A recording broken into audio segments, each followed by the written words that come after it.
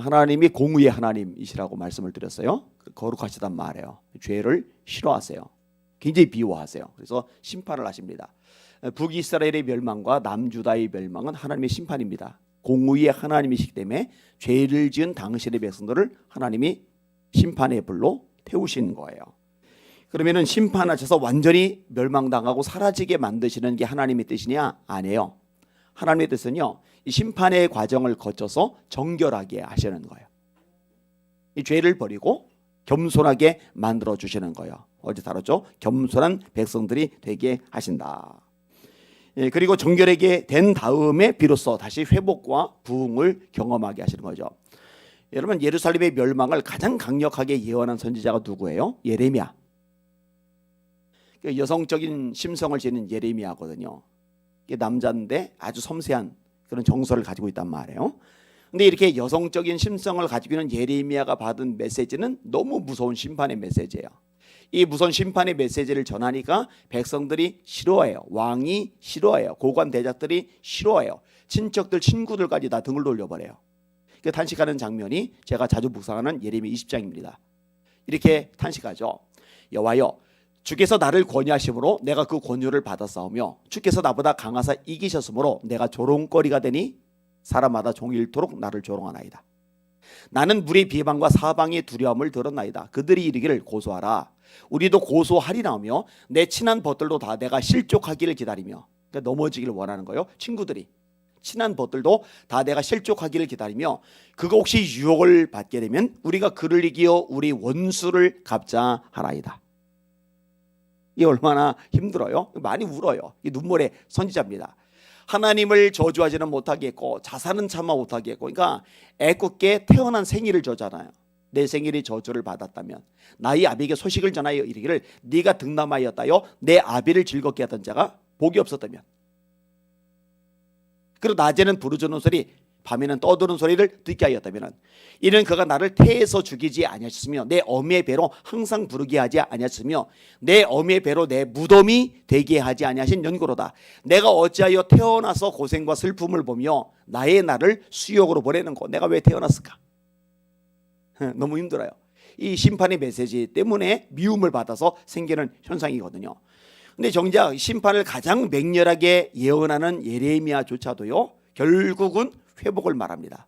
예레미야 29장이죠. 바벨론에서 70년이 차면 내가 너희를 돌보고 나의 선한 말을 너에게 성취하게 하여 너희로 이 땅으로 돌아오게 하리라. 따라합시다. 너희를 향한 나의 계획을 내가 아노니 평안이요 재앙이 아니니라.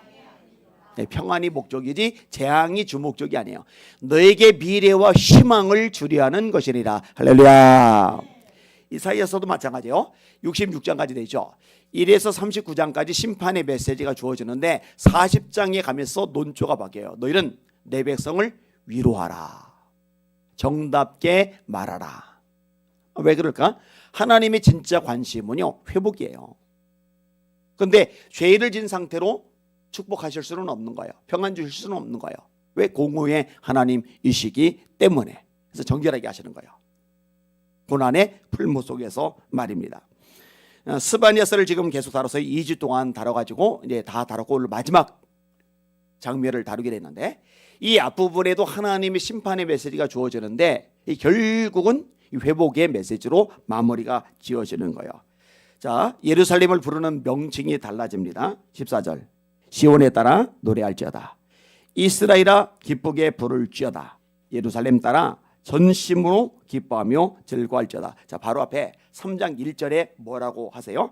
폐역하고 더러운 곳 포악한 그 성읍이 화 있을진저. 이게 뭘 부른 소리예요? 예루살렘. 폐역하다, 더럽다, 포악하다, 그런 성읍이다.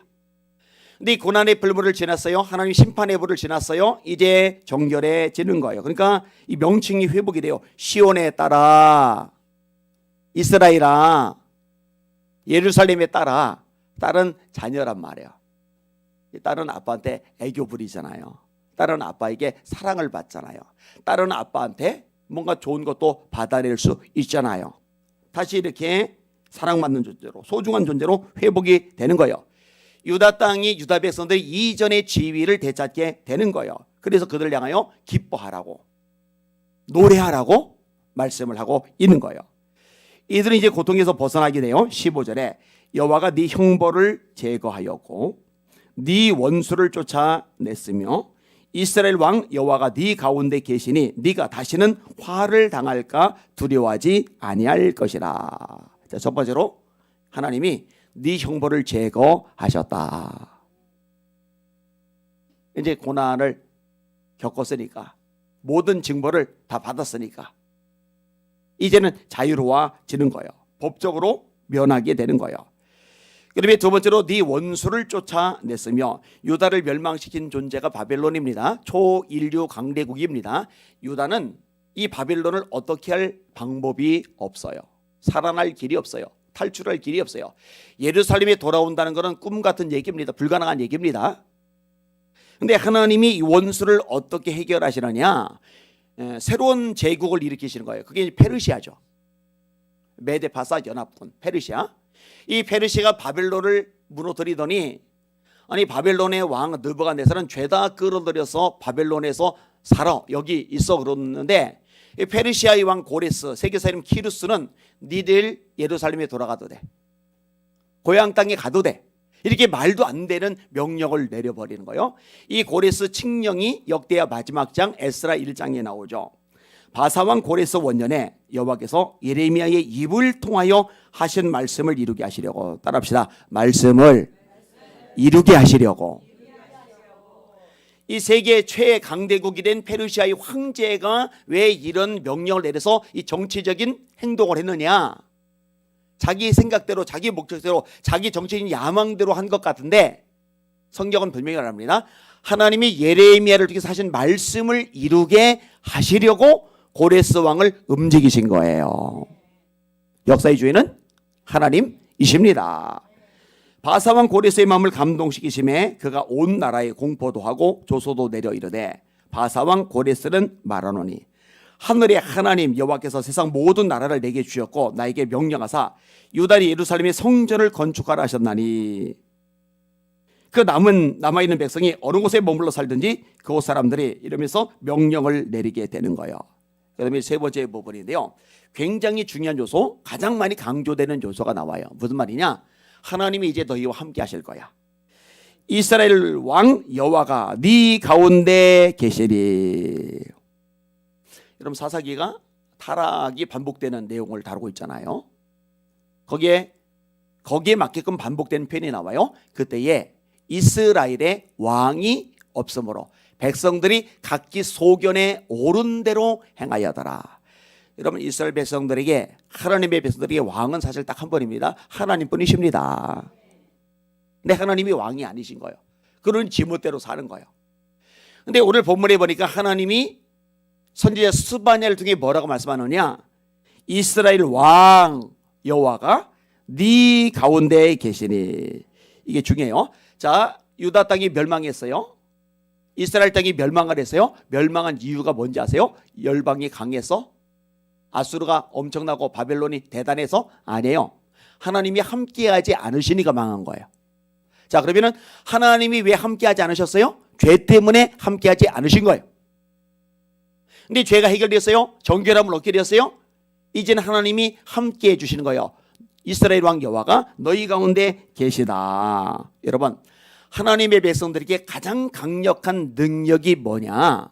하나님이 주시는 물질이 아니라, 하나님이 주시는 무력이 아니라, 하나님이 주신 전략이 아니라 하나님 그분이 함께 하시는 겁니다. 그래서 에서통에 도망가던 야곱에게 하나님 꿈에서 나타나신 말씀 딱 하나, 네가 무사히 돌아올 때까지 내가 너를 떠나지 않을 거야. 그게 다예요. 40년간 광야에서 이제 늙어버린 모세, 입이 둔해져버린 모세, 재산은 하나 없고 지팡이 하나뿐인 모세 보고 강대국인 이집트 박살내고 백성들을 건져내래요. 그리고 딱 한 가지 말씀하세요. 내가 반드시 너와 함께 있을 것임이리라. 모세의 뒤를 이어받은 여호수아 요단강 건너야 되는데 방법이 없어요. 여리고로 어떻게 무너뜨려요? 남부연합 어떻게 싸워요? 성이 높은데. 북부연합 어떻게 싸워요? 무기 전술이 뛰어난데. 하나님 간단해요. 계속 반복되죠. 네 평생에 능히 너를 대적할 자가 없으리니 내가 모세와 함께 있었던 것 같이 너와 함께 있을 것임이니라. 늘 이걸로 끝나요. 미디안이 13만 5천 명, 동방 아말렉 포함해서 13만 5천 명이 쳐들어왔는데 기드온 보고 뭐라고 그래요? 내가 반드시 너와 함께 하리니 네가 미디안 사람 치기를 한 사람 치듯 하리라. 그게 다래니까요. 내가 함께 있을게. 얼마나 심플하신지 몰라요. 여러분 다니엘이 사자굴에 떨어졌는데 하나님이 함께 하시니까 사자가 못 물어요. 사드락 메삭 아벤느고 3명 집어넣었는데 느부갓네살 왕이 보니까 신하들이 보니까 4명 있는데 한 명은 모습이 남달라요. 하나님이 함께 하시니 풀무불이 못 살라요. 여러분 예수님이 무지렁뱅이 제자들 외국어도 안 되는데 땅끝까지 증인되래요. 모든 민족 제자 삼으래요. 그리고 딱 한 가지 말씀하세요. 결론 마지막 절 볼저다 내가 세상 끝날까지 너희와 항상 함께 있으리라 하시리라. 그리고 마태복음 끝. 왜 이렇게 하나님은 너무 쉽게 심플하게 말씀하실까? 사실은 하나님이 함께 하시는 게 최고의 능력이기 때문입니다. 그럼 게임 오버예요. 게임 오버. 중요한 건 우리인데 하나님이 여러분과 함께 하시는 거 믿으시길 바랍니다. 이걸 믿어야 돼요. 자, 이걸 믿을 때 담대할 수가 있는 거예요. 자, 하나님이 함께 하시니 이어지는 구절이 뭐냐? 하나님이 함께 하시니 함께 계시니 네가 다시는 화를 당할까 두려워하지 아니할 것이라. 여러분 하나님 함께 하시면은 두렵지 않을 수 있습니다. 그래서 다윗이 고백한 거예요. 시편 23편 4절 내가 사망의 음침한 골짜기로 다닐지라도 해를 두려워하지 않을 것은 이유는 딱 하나요. 주께서 나와 함께 하심이라. 주의 지팡이와 막대기가 나를 안위하시나이다. 주께서 내 원수의 목전에서 상을 베푸시고 기름으로 내 머리에 바르셨으니 내 잔이 넘치나이다.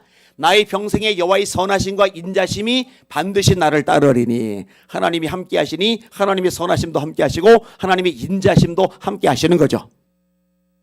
내가 여호와의 집에 영원히 살리로다. 자, 이 함께 하신다는 말씀이 17절에도 반복이 돼요. 17절에 여호와 너희 하나님 여호와가 너희 가운데 계시니. 이제는 하나님이 함께 하신다는 거예요. 그 계시니 그는 구원을 베푸실 전능자이시나 그가 너로 말미암아 기쁨을 이기지 못하시며 너를 잠잠히 사랑하시며 너로 말미암아 즐거이 부르며 기뻐하시리라. 자, 함께 하시는데 어떤 하나님이냐? 구원을 베푸실 전능자이시다. 구원자 하나님이, 전능자 하나님이 너와 함께 하시는 거야. 그 다음에 그가 너로 말미암아 기쁨을 이기지 못하시며 너로 말미암아 즐거이 부르며 기뻐하시리라. 하나님, 어떤 하나님이 함께 하시느냐? 너를 기뻐하시는, 너 때문에 즐거워하시는 하나님이 너와 함께 하셔. 그럼 자녀들 입장에서도요, 부모가 아유 틀려먹었어 쉴대를 안 해요. 못마땅하게 여겨요. 그럼 자녀들도 부모님 뵙기가 껄껄한 거예요. 뭔가 불편한 거예요. 여러분 교회에서도요, 담임 목사인 제가 누군가를 아주 못마땅해 하고 그냥 짜증나고 막 그래 봐요. 그러면 그거 알거든요. 그럼 불편할 거예요. 근데 아는 거예요. 와, 날 볼 때마다 기뻐하는구나. 근데 부모님 차원이 아니에요. 하나님이 너로 말미암아 기쁨을 이기지 못해 하신다. 왜냐? 이 풀무에 고난의 풀무를 지나면서 극심한 고난을 겪었지만, 너무 아프고 힘든 과정을 겪었지만 이 과정을 겪으면서 정결해지고 겸손해졌거든요. 여러분 그거 복입니다. 감사해야 된다고요. 그다음에 너를 잠잠히 사랑하시며 사랑해 주시는 하나님. 이거 우리도 해당되죠. 여러분 하나님이 여러분을 사랑하십니다. 사랑하시니 독생자 예수님을 보내셨죠. 그래서 하나님이 세상을 이처럼 사랑하사 독생자를 주셨으니 이렇게 되어 있잖아요. 6월절 전에 예수께서 자기가 세상을 떠나 아버지께로 돌아가실 때가 이른 줄 아시고 세상에 있는 자기 사람들을 사랑하시되 끝까지 사랑하시리라. 요한복음 13장 1절의 말씀이죠. 자, 마침내 하나님 회복과 부흥의 역사를 일으키세요. 18절에 내가 절기로 말미암아 근심하는 자들을 모으리니 그들은 내게 속한 자라. 그들에게 지워진 짐이 치욕이 되었느니라. 절기로 말미암아 근심하다. 절기가 뭐예요? 6월절이 절기죠. 맥주절이 절기죠. 수장절이 절기죠. 이런 절기. 근데 왜 절기로 말미암아 근심을 할까? 안식일마다 드리는 예배, 이 예배 정점의 절기가 있는데요. 그동안에 자유롭게 예배를 드릴 때, 6월절 마음대로 드릴 수 있을 때, 초막절 마음대로 드릴 수 있을 때, 안식일 마음껏 예배 드릴 수 있을 때 예배를 가볍게 우습게 여겼어요. 근데 바벨론으로 몽땅 끌려가고 나니까 마음대로 절기를 드릴 수가 없어요. 예배가 이렇게 값진 거였구나. 예배가 이렇게 축복이었구나. 근데 이거를 소홀히 여겼네. 이것 때문에 간심하는 거예요. 어떻게 하면 마음껏 예배를 드릴 수 있을까? 왜냐하면 예배는 목마름이 너무나 강렬하게 일어났기 때문에. 이런 사람들을 중심으로 다시 회복의 역사를 하나님이 일으키신다라는 말씀이 오늘 본문의 내용입니다. 할렐루야. 이 코로나19를 지나면서 사실 한국교회가 회개를 했어야 돼요. 자유롭게 마음껏 예배 드릴 수 있을 때 예배를 정말 값지게 여기지 못하고 생명을 걸지 못했던 것에 대해서. 근데 진짜 하나님의 임재를 섬하며 예배 목말라 하던 사람들은 이 코로나19를 지나면서 얼마나 갈증이 심했는지 몰라요. 여러분 겪었잖아요, 우리가. 그 하나님이 기뻐하시는 마음입니다.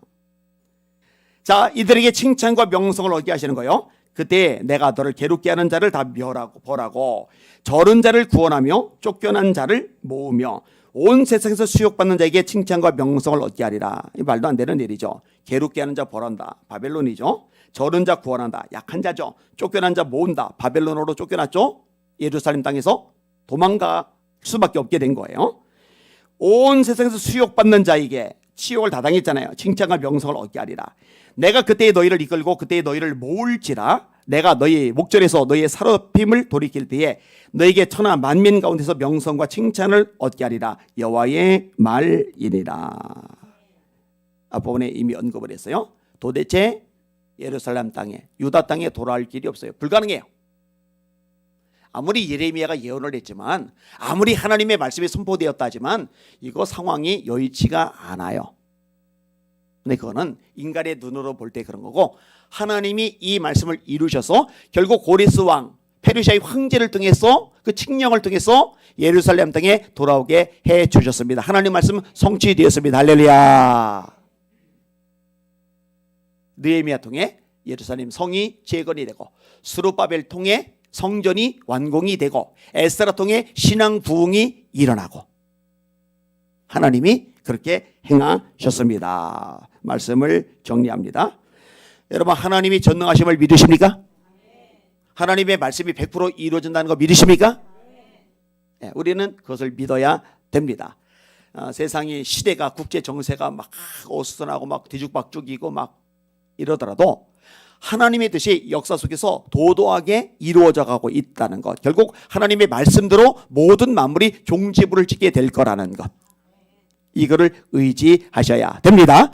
이 모든 만물을 손에 쥐고 계신 역사의 주인 하나님이 저와 여러분과 함께 하시는 아버지가 되신다는 것, 이거 기억하셔야 됩니다. 그리고 우리가 하나님을 목말라고 예배를 사모하는 자로 살아간다면 저와 여러분을 통해서 다시 한번 회복과 부흥의 역사도 이루어 주신다는 것, 이거를 믿으시고 기대하시면서 기도하시는 여러분을 되시기를 예수님의 이름으로 축원합니다.